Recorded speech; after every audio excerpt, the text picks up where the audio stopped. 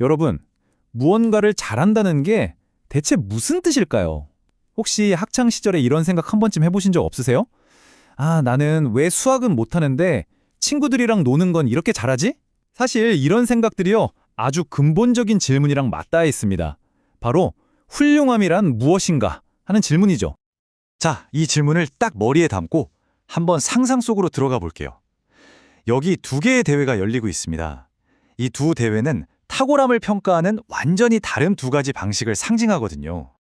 자, 한쪽에는요, 수학 경시 대회가 있어요. 여기는 딱 하나의 정답, 하나의 잣대로 그냥 모두를 한 줄로 쫙 세우죠. 명쾌하긴 한데 어딘가 좀 단조롭죠.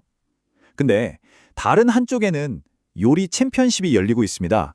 이건 완전히 다른 세상이에요. 맛, 창의성, 플레이팅. 와, 뭐가 최고라고 딱 잘라 말할 수가 없어요. 다양한 차원의 훌륭함이 공존하는 훨씬 더 복잡하고 다채로운 세상인 거죠.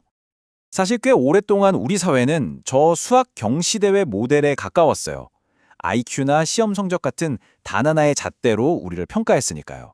그런데 말이죠. 바로 그 지능이라는 개념 자체에 엄청난 혁명이 일어나면서 모든 게 바뀌기 시작합니다. 그 이야기의 시작은 1980년대로 거슬러 올라가는데요. 바로 하버드 대학교의 심리학자 하워드 가드너라는 인물로부터 시작됩니다. 이분이 당시 교육계를 지배하던 절대적인 믿음, 그러니까 IQ라는 단 하나의 지능에 이게 정말 맞나? 하고 혼자서 의문을 던진 거죠. 가드너가 병원에서 진짜 흥미로운 케이스들을 보게 내요. 예를 들면 사고로 언어 능력을 완전히 잃어버린 환자가 있잖아요. 그런데 이분이 피아노 앞에만 앉으면 갑자기 너무나 아름다운 멜로디를 즉흥적으로 연주하는 거예요. 이걸 보고 가드너가 이런 생각을 한 거죠. 아니, 잠깐만. 만약에 지능이 하나라면 뇌의 한 부분이 망가지면 모든 능력이 같이 망가져야 하는 거 아닌가? 와, 바로 이 질문이 모든 것의 시작이었습니다. 그리고 이 질문에 대한 답을 찾아 헤매다가 정말 세상을 바꿀 만한 아이디어를 딱 발견하게 된 겁니다. 그게 뭐냐면 지능은 그냥 하나의 덩어리가 아니라 서로 따로따로 움직이는 여러 지능들의 집합이라는 거죠. 이게 바로 인간의 재능 지도를 완전히 새로 그려버린 다중지능 이론의 탄생이었습니다. 물론 가드너도 기존의 것들을 완전히 무시한 건 아니었어요. 우리 교육 시스템이 늘 중요하게 여겼던 두 가지 능력, 그러니까 말 잘하는 언어 지능이랑 숫자 계산 잘하는 논리 수학 지능, 이 두 가지의 중요성은 당연히 인정했죠.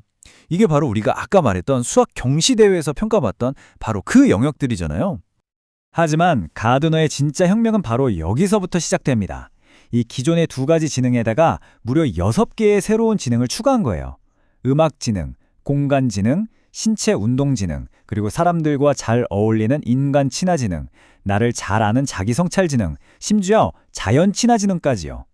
와, 이 발견 하나가 재능이나 잠재력에 대한 우리의 생각을 완전히 뒤집어 놓은 거죠.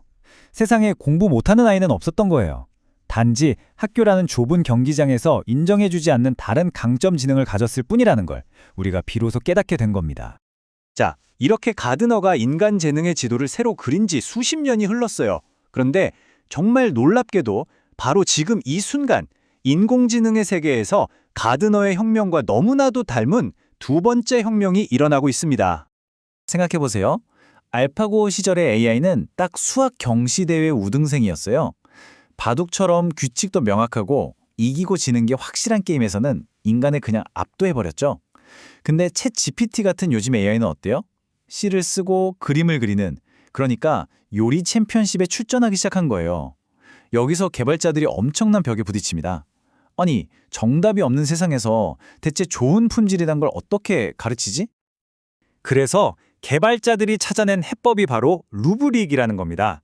우리말로는 상세 심사표라고 할 수 있는데요. 이게 뭐냐면 딱 피겨 스케이팅 점수 매기는 거 생각하시면 돼요. 심판들이 기술 점수, 예술 점수 이렇게 항목별로 나눠서 점수를 매기잖아요. 그것처럼 AI가 만든 결과물도 여러 차원으로 잘게 쪼개서 구체적으로 피드백을 주는 방식인 거죠. 그러니까 AI가 글쓰기처럼 정답이 없는 걸 배우는 방식이 바로 이거예요. 개발자들이 이런 상세한 심사표를 가지고 평가를 하는 거죠. 정확성은 30% 반영하고 논리성은 25%. 이런 식으로요. 이런 피드백을 수백만 번, 수천만 번 받다 보면 AI가 서서히 깨닫게 되는 거예요. 아, 그냥 사실만 쭉 나열하면 되는 게 아니구나. 논리적이면서도 창의적이어야 좋은 글이 되는구나. 하고요. 자, 보세요. 가드너가 시작했던 인간에 대한 이해의 혁명, 그리고 AI가 지금 겪고 있는 품질학습의 혁명, 이 두 개의 거대한 물줄기가 만나는 바로 이 지점에서 우리 개인의 성장을 위한 완전히 새로운 지도가 그려지고 있습니다. 이 AI가 쓰는 상세심사표, 즉 루브릭은요, 앞으로 세상이 어떻게 바뀔지를 보여주는 일종의 예고편 같은 거예요. 핵심은 이겁니다. 명확한 규칙이랑 기준으로 평가할 수 있는 모든 일은 머지않아서 전부 AI의 영역이 될 거라는 거죠. 근데 이게 위협이 아니에요. 오히려 위대한 역할 재배치가 시작된다는 신호입니다. 우리는 이제 완전히 새로운 두 가지 성장 경로에 집중해야만 합니다. 그 첫 번째 길은요, AI라는 거대한 오케스트라를 지휘하는 마에스트로, 즉 지휘자가 되는 겁니다. 생각해보세요. 훌륭한 지휘자는 바이올린이나 첼로를 직접 연주하지 않잖아요.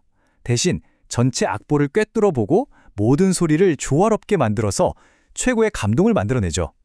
이제 우리의 역할도 바로 그렇게 변해야 한다는 겁니다. 이제 우리의 가치는 땀 흘리면서 직접 실행하는 것에서 전체 판을 읽고 방향을 정하는 설계와 감독으로 옮겨가는 거예요. 예를 들어 성공적인 마케팅 캠페인의 목표와 기준을 명확하게 정의하고 AI가 쏟아내는 수백 개의 아이디어 중에서 진짜 보석 같은 걸 골라내서 최종 전략을 결정하는 일. 이게 바로 새로운 시대의 전문가가 가야 할 첫 번째 길입니다. 그리고 두 번째 길은요. 와, 이건 훨씬 더 흥미진진해요. AI는 절대로 흉내낼 수 없는 오직 인간만이 가진 고유한 영역에서 압도적인 가치를 만들어내는 창조자가 되는 길입니다. 사람의 마음을 움직이는 그런 거 있잖아요. 대체 불가능한 경험, 매력, 영감 같은 것들이요. 그런데 매력이나 영감처럼 눈에 보이지도 않는 능력은 대체 어떻게 키울 수 있을까요? 바로 여기서 진짜 놀라운 역할 전환이 일어납니다. 지금까지는 우리가 AI를 가르치려고 심사표, 즉 루브릭을 만들었잖아요. 근데 이제는 반대로 AI를 코치로 삼아서 나 자신의 성장을 위한 심사표를 만드는 시대가 온 겁니다. 예를 들어서 제가 사람들에게 영감을 주는 교육자가 되고 싶다고 해볼게요. 그럼 저만의 성장 루브릭을 만드는 거예요. 항목에는 호기심을 얼마나 자극하는가, 얼마나 명확한 비유를 사용하는가 같은 것들을 넣는 거죠. 그리고 AI한테 제 강의 영상을 보여주면서 이 루브릭으로 분석해달라고 하는 겁니다. 그럼 AI가 이렇게 답을 주겠죠. 당신의 농담은 긍정적 에너지 항목에서 만점이지만 방금 그 설명은 명확한 비유 기준에서 좀 부족하네요. 이런 식으로요. AI가 나를 비춰주는 가장 객관적인 거울이자 나만의 개인 코치가 되는 순간인 거죠. 자, 오늘 우리는 IQ라는 낡은 지도를 이제 버리고 AI가 진화하는 이 시대 속에서 우리 자신만의 새로운 성장 지도를 어떻게 그릴 수 있을지 함께 알아봤습니다. 이제는 여러분 각자의 나침반을 다시 설계할 시간입니다. 먼저 여러분 안에 있는 지휘자에게 한번 물어보세요. 내가 하는 일의 최종 목표, 그 성공의 기준을 AI가 딱 알아들을 수 있도록 명확한 심사표로 만들 수 있나요? AI한테 뭘 어떻게 시켜야 최고의 결과가 나올지 머릿속에 그려지시나요? 다음은 여러분 안에 창조자에게 물어볼 차례입니다. AI는 절대 따라할 수 없는, 오직 나만이 줄 수 있는 고유한 가치는 뭔가요? 그리고 그걸 키우기 위한 나만의 성장 심사표는 어떤 모습일까요? 세상이 정해준 정답을 따라가는 시대는 이제 끝났습니다. 나만의 훌륭함을 스스로 정의하는 힘이 그 어느 때보다 중요해졌죠. 마지막으로 이 질문을 던지면서 마무리하겠습니다. 바로 오늘 여러분의 새로운 성장 지도에 새겨 넣을 그 첫 번째 기준은 무엇입니까?